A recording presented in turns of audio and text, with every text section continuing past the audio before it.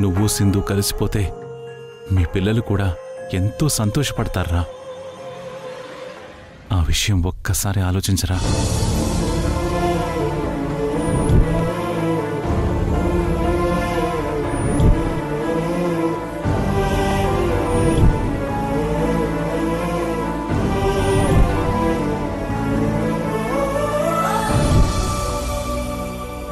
నిజంగా నీకు పిల్లల మీద ప్రేమ ఉంటే వాళ్ళకి ఒక మంచి కుటుంబాన్ని అందించడానికి ప్రయత్నించు.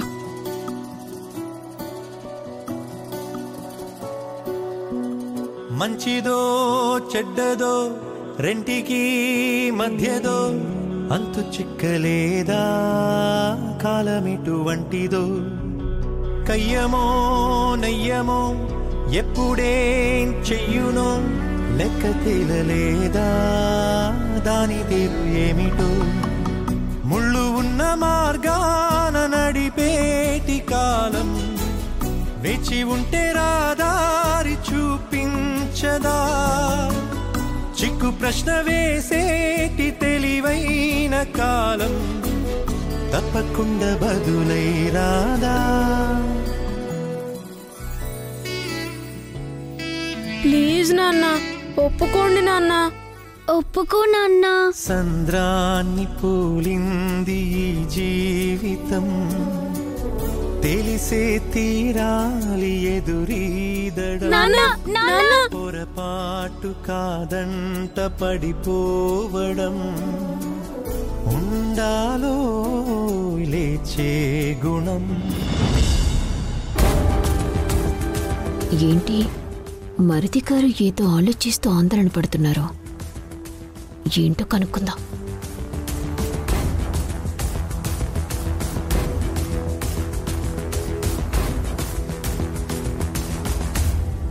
మరిది గారు ఏంటి ఏదో ఆలోచిస్తూ ఆందోళన పడుతున్నారు? నా పిల్లల గురించి వదినా.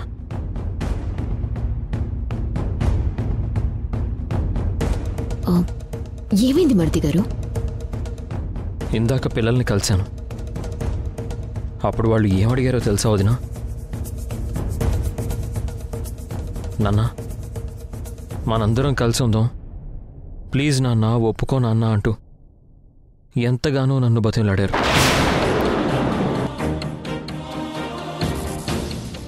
వాళ్ళకి ఏ సమాధానం చెప్పలేని అసమర్థుల్లా వచ్చేసాను వదినా. పాపం రిషి శశి ఎంత బాధపడుంటారు. అమ్మ కూడా పిల్లల మీద బెంగ పెట్టుకుంది. నేను సింధు పిల్లలు కలిసి ఉండాలనేదే మా నాన్న కోరిక కూడా. ఈ సమస్యకి పరిష్కారం ఏంటా అని ఆలోచిస్తున్నాను. దీనంతటికీ నేనే కారణం అనిపిస్తుంది వదిన. అయ్యో అదేంటి మరిది గారు, మీరేం మాట్లాడుతున్నారో నాకైతే అర్థం కావడం లేదు. నాన్నగా నేను నా పిల్లలకి దూరంగా ఉండలేకపోతున్నాను. పదే పదే నాకు వాళ్లే గుర్తొస్తున్నారు.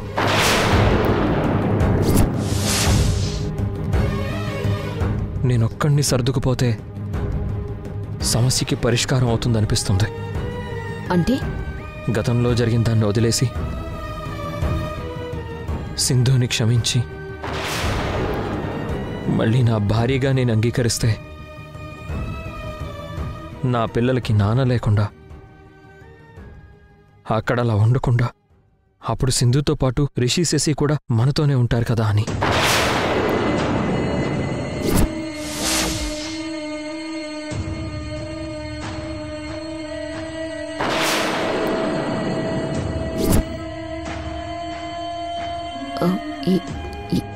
ఏంటి మరిది గారు మీరనేది?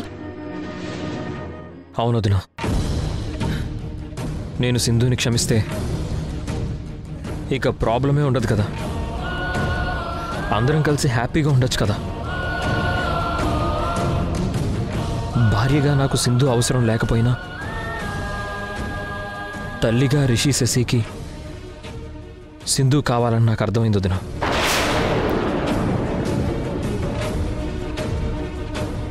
అంతేకాదు, నాన్నగా నా అవసరం కూడా పిల్లలకి ఎంతో ఉంది. నేనొక్కడిని రాజీ పడితే నా పిల్లల జీవితాలు బాగుంటాయి కదా వదినా.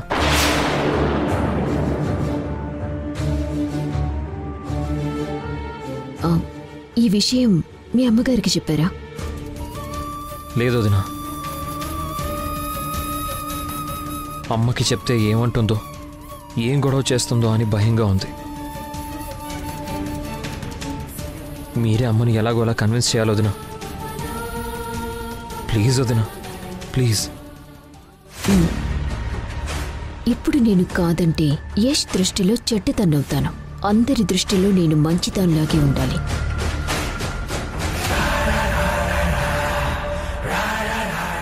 చెప్పండి వదినా. మంచి ఆలోచన చేశారు మరిది గారు. మీరలా చేస్తే పిల్లలకి అమ్మా నాన్నలతో పాటు తాతయ్య, నానమ్మ, పెద్దనాన్న, పెద్దమ్మ అందరూ ఉంటారు. అప్పుడు మనం అందరము కలిసి ఒకే కుటుంబంలా సంతోషంగా ఉండొచ్చు.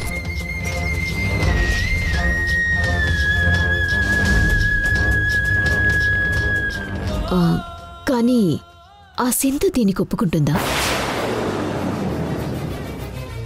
సింధు ఎప్పుడూ అదే కోరుకుంటుంది. నాకు తెలుసు వదినా. సరే అయితే మీ ఆలోచన ప్రకారమే చేద్దాం. మనందరం కలిసి అత్తయ్య గారిని ఒప్పిద్దాం. ఆ విషయంలో నా పూర్తి సహకారం మీకుంటుంది. ఇంక మీరు దేని గురించి ఆలోచించకండి. ఇలా బాధగా అస్సలుండకండి. సరేనా? థ్యాంక్స్ వదినా. ఈ విషయం మీకు చెప్పిన తర్వాత నా మనసులో భారం కాస్త తగ్గింది. వస్తాను వదినా.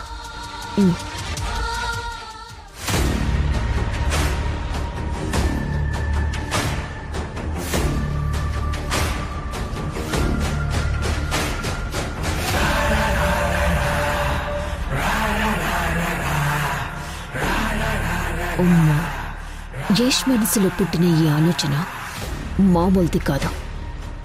ఈ ఇంట్లో ప్రకంపనలు సృష్టిస్తోంది. ఆ సింధు ఈ ఇంట్లో కాలు పెడితే ఇక నా ఆటలు సాగవు. నన్ను ఈ ఇంట్లోనే లేకుండా చేస్తోంది. సింధు 2 రోజులు ఆఫీస్కి వస్తేనే భూకంపం వచ్చినట్టుగా ఉంది. అలాంటిది ఏకంగా ఈ ఇంటికి వస్తే ఇంకేముంది, ప్రతిరోజు సునామీనే. ఏదో ఒకటి చేసి యష్ ఆలోచన ఆవిరిగా మార్చాలి.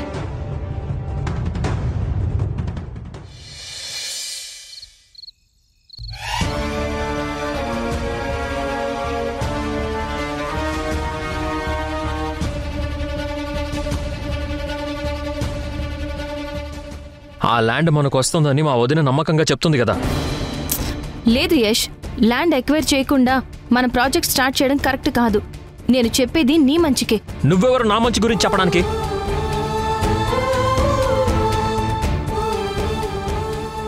మీ నాన్న గురించి మనం ఆలోచించడం, తాపత్రయపడ్డం తప్ప ఆయనకి మాత్రం మన గురించి ఆలోచనే ఉండదు.